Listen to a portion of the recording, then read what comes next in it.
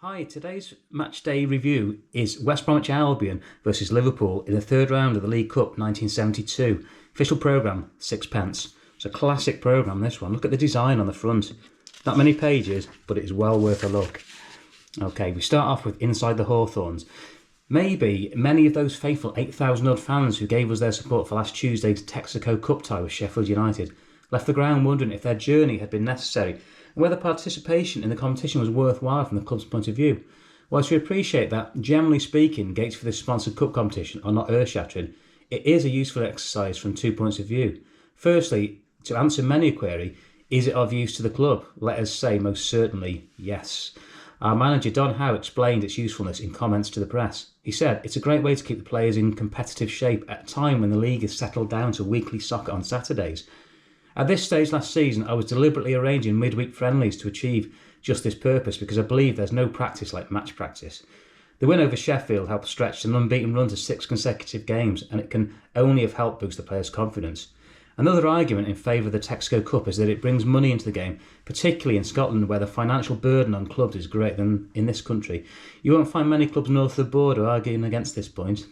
And then he goes on to say other bits and finishes with, "Let's hope that things start going right for the big fella." This is Jeff Astle. "It's been a long and hard fight for fitness and he deserves the breaks now." So we finish on that page with a bit about West Brom's dignitaries. West Bromwich Albion Football Club Limited, the Hawthorns, West Brom, Staffordshire, the president, vice president, chairman's, manager, who was Don Howe at the time. And then it's got the bottom there, honours. West Bromwich Albion have appeared in 17 semi-finals and 10 finals of the FA Challenge Cup, a current record aggregate number of appearances. Official programme, volume 64, number 9, Football League Cup third round, Tuesday 3rd of October 1972, Albion versus Liverpool. So, welcome Liverpool. Got some good names in this team.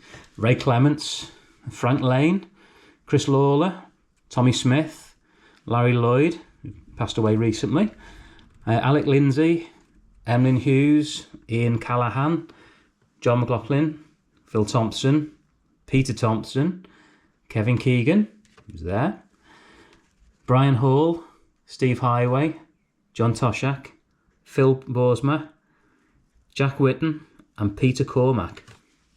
And there's a good write-up on each player there. Right, look at this for an article. Let's turn it that way. The Anfield All-Stars.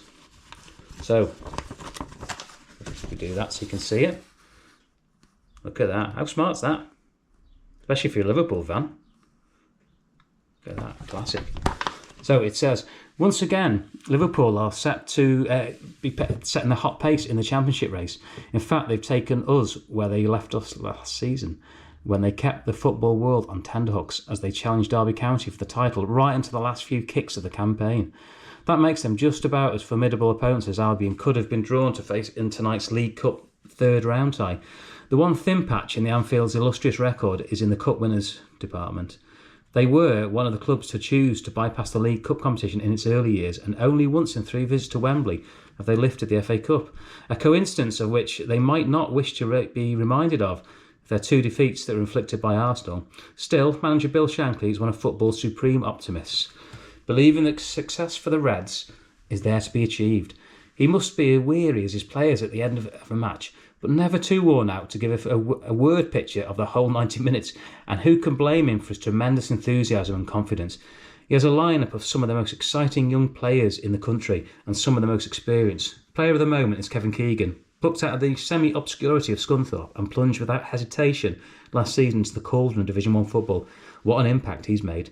Steve Highway, the wondering striker and maker of goals, the player with a BA after his name. Big John Toshak from Wales, deadly in the air when on top form.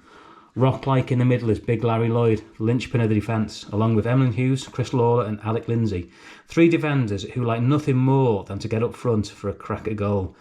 Goalkeeper Ray Clements had to wait a long time for his big chance, but how he's grabbed it. As brilliant as he grabs the ball in his more spectacular saves. One of the biggest favourites of the Anfield Road fans is winger Ian Callaghan, a player who's given Liverpool club magnificent service and the fans superb football entertainment and artistry over the years. Tonight, as always, Albion will welcome them with the expectancy that this match will measure up to the high standards of previous meetings in both Cup and League. And there you go. So, got on articles now. Throstle Club news. Don't be the supporter without a Throstle Club card. Maybe one that the Albion fans know all about that.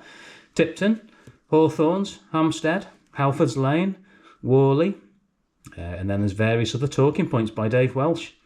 Hooliganism, performance, cost, etc. Mats on the League Cup. From little acorns, big oak trees grow. Forgive me for waxing lyrical about this, but it does seem a most appropriate adage to describe the emergence of the League Cup competition. When it was launched back in 1960, this additional sudden death trophy lacked complete approval and backing of the Football League. There were, in fact, 15 votes against the inauguration of the competition, and entry was optional. There were those who said it would never last, and few believed it could ever rival its illustrious sister, the FA Cup. For a time, it seemed the prophets of doom would be right. After 3 years, the attendance for the competition dropped below the million mark to 945,625. In its first year, the lowest ever attendance was recorded, 1,737 for the tie between Lincoln and Bradford. One of the reasons for the early teething troubles was that several first-division clubs tended to boycott the competition. Albion, it must be said, were one of those who decided to wait and see how the new tournament progressed. But when they eventually committed themselves to the competition, the men from the Hawthorns made a tremendous impact. On their first sortie in 1965-66, they won the pot by defeating West Ham 5-3 in aggregate in the then two-legged final. To refresh your memory, they were beaten 2-1 at Upton Park and then thrashed their hammers 4-1 at the Hawthorns. And it goes on with various other stories about the League Cup. And they're written by Ray Matz, who he wrote for the Express and Star. He's looking at the League Cup. There he is, Ray. Okay, so we've got Albion action. Tony Brown adds a high cross over the bar from a superb cross by Alan Merrick. And here we've got Sheffield's steel defence defies Tony Brown's powerful free kick. Below, Bobby Gould, remember him, races in to hammer home Albion's goal after United's goalkeeper fails to hold Len Cantelo's long-range shot. Classic photos. Okay, young Albion. Hello, juniors. What was the first FA Cup final to attract a crowd of over 100,000? No, it was not the Bolton versus West Ham final 1923 when something like 150,000 got inside the Wembley Stadium. In fact, it was the 1901 final between Tottenham Hotspur, who were then in the Southern League, and Sheffield United. The game was staged at the old Crystal Palace ground on Saturday, 27th of April, and a total of 114,815 spectators witnessed this. This beat the previous best attendance of 78,833, which was assembled to watch Sheffield United beat Derby County 4-1 2 years earlier. A picture there of Willie Tiny Folk. And then we go on to, we've got pictures below, junior competition. Now for this evening's competition, it's a picture one, and all you have to do is identify these 4 former Albion stars. There'll be 50p club shop vouchers for the first 6 all correct entries received. Send your answers on a postcard to the Hawthorns. The results of the previous competition. So one for the juniors there. And we've got 2 and 3 review. Having staked their claim for the Central League Championship, with a run of 7 matches without defeat, Albion reserves were well and truly brought down to earth in recent games against Derby County and Coventry City. Pictures, Barry Donaghy, Stuart Woolgar, forthcoming Central League games, Manchester United and Aston Villa. An article written by Rob Bishop of the West Bromwich Midland Chronicle. Statistics. The Albion team was generally either Smith or Latchford in goals. This is in 72 season, 72-73. Nisbet, Wilson, Cantello, Weil, Robertson, and then Brown or Suggett, another Brown, Bobby Gould, Suggett, Hartford, was that Asa Hartford or Ray Hartford, I don't know, Hughes, and then Central League, home at the Hawthorns, Manchester United, Saturday 7th of October, the Midland Intermediate League. Other teams in that included Stoke, Shrewsbury Town, Walsall, Wolves, Birmingham, Derby, Birmingham, Mansfield. Picture here, this cool dude here, Albion lineup, Alistair Robertson. Classic kit, that one. Look at that, a great photo. Analysis. Okay, with the Tommy McGee story. Lion-hearted Tommy McGee will always be remembered as one of the greatest right halves Albion ever had. Throughout his 15-year stay with Albion, Tommy showed in whatever position he filled, he played a few games on outside and inside right, what a fine performer he was when it came to all-out effort. He had the gift of estimating correctly the strong and the weak points of the opposition and marked out his plan accordingly. He possessed experience like a second nature. In style, he was robust rather than subtle, and he used to go out and meet the opposition with a grim smile and a heart for any fate. He had the power to brush his man aside without making a rough charge, and rarely did he fail to gain possession. Time and again, Tommy would stop a rush of 2, 3 and sometimes 4 attackers by solitary action. Such a thing ought not to have been possible where skillful forwards were concerned, but he did it. How was it done? Chiefly by anticipating the pass or by making the ball his sole objective, going for it wholeheartedly and not being satisfied till he got it. What a player. This article is written by Tony Matthews, then Albion statistician. It's one of the not the easiest word to say, but you know what I mean. Anyway, Club Shop just arrived, glossy black and white, big size, 7 inches by 5 inches. Action photographs of the first team squad. Price 10p. Add 3p if ordering by post. Now available at the Club Shop, along with many other interesting Albion souvenirs. Now comes the back page where we've got tonight's teams. The Albion lineup: navy blue, white striped shorts, white shirts. In goals, Peter Latchford.